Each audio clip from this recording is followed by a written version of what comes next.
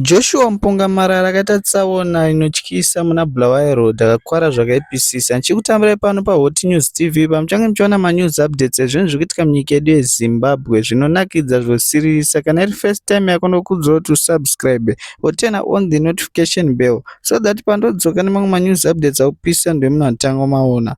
Ngatidzoke munhau dzedu zvise. Do not allow old people to decide the future. Ask me why. How do you leave old people to plan the future for you when they are not part of the future itself? They'll be long dead and gone. Young people must be involved in political conversations, social transformations. Do not be involved in opposition politics. Go and join the ruling parties. Now, if you stand outside and make noise from outside, and policies and government institutions are running ahead transforming while you're busy toying outside, by the time you come into the system, there is very little you can do. And take a note from me before I go very far.